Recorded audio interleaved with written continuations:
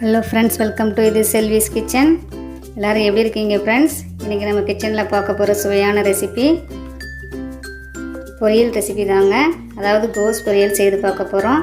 இந்த சுவையான ரெசிபியை எப்படி செய்யலாம்னு பார்க்கிறதுக்கு முன்னாடி Idhu Selvi's kitchen சப்ஸ்கிரைப் பண்ணாதவங்க சப்ஸ்கிரைப் பண்ணிக்கோங்க friends. பக்கத்துல இருக்க பெல் ஐகானை கிளிக் பண்ணிட்டு அப்படியே ஆல் என்ற ஆப்ஷனையும் கிளிக் பண்ணிக்கோங்க.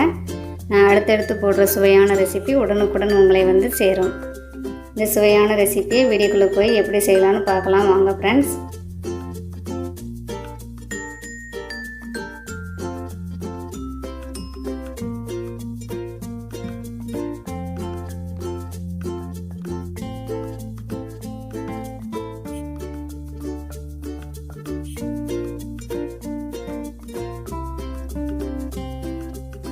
ஸ்டவ்வில் ஒரு கடாய் வச்சு ஸ்டவ் ஆன் பண்ணிக்கலாம். கடாய் நல்லா ஹீட் ஆன உடனே 1 டேபிள் ஸ்பூன் தேங்காய் எண்ணெய் சேர்த்துருக்குறேன். இந்த கோஸ் பொரியலுக்கு தேங்காய் எண்ணெய் சேர்த்து செய்து பாருங்கள் ஃப்ரெண்ட்ஸ், மிகவும் சுவையாக இருக்கும். எண்ணெய் சூடாகிடுச்சு. 1 டீஸ்பூன் கடுகு சேர்த்தாச்சு. 1 டீஸ்பூன் உளுந்தம்பருப்பு,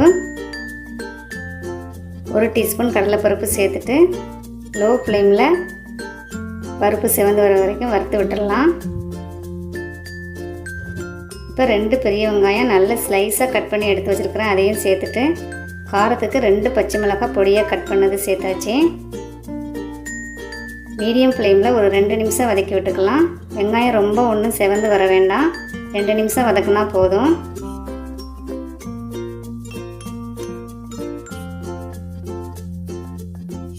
கொஞ்சம் கருவேப்பிலை சேர்த்துட்டு லைட்டாக மிக்ஸ் பண்ணி விட்டுடலாம்.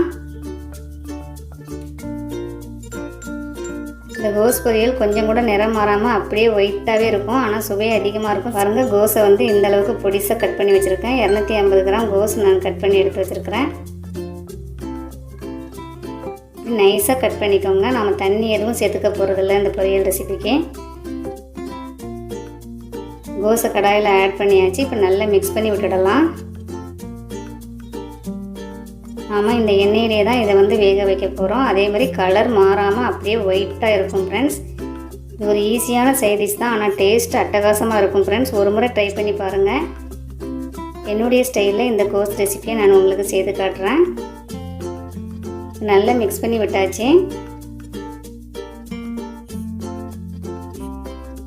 இந்த பொரியலுக்கு தேவையான உப்பு சேர்த்துட்டு திரும்பவும் மிக்ஸ் பண்ணிடலாம்.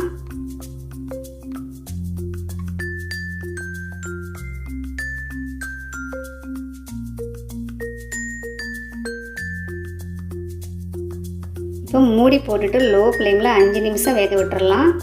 கண்டிப்பாக லோ ஃப்ளேம் வச்சுடுங்க. 5 நிமிஷம் வெந்தால் போதும், ரொம்ப அதிகமாக வேக வேண்டாம். மிகவும் சுவையாக இருக்கும், ஸ்வீட்டாக இருக்கும், அதேமாதிரி காரமும் இருக்கும். ரொம்ப அட்டகாசமான டேஸ்ட்டில் இந்த ரெசிபி அழகாக ரெடி ஆகிடுச்சு ஃப்ரெண்ட்ஸ். நல்லா வெந்துடுச்சு. இப்போ நல்லா மிக்ஸ் பண்ணி விட்டுட்டு 3 டேபிள் ஸ்பூன் அளவுக்கு தேங்காய் துருவி எடுத்து வச்சுருக்கிறேன். நம்ம அதையும் சேர்த்து விட்டுடலாம். தேங்காய் துருவல் சேர்த்துட்டு நல்லா மிக்ஸ் பண்ணி விட்டுடலாம்.